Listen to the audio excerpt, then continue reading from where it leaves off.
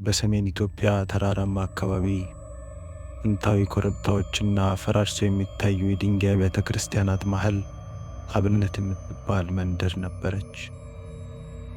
በውጭ ሲያዩት ጸጥ ያለች ትመስል ነበር። የመንደሩ ነዋሪዎች ቀለል ያለ ሕይወት ይመሩ ነበር።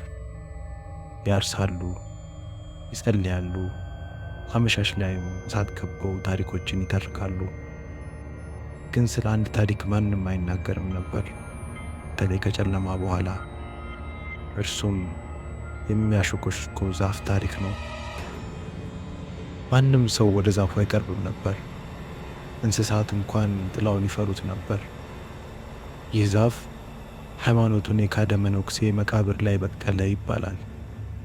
እንደ ሽማግሌዎች አባባል መነኩሴው ክፉ ምትሃትን ሲፈጽም ተይዞ በሕይወት እያለ ነው የተቀበረው። ዛፉም እሱ ከሞተ ከጥቂት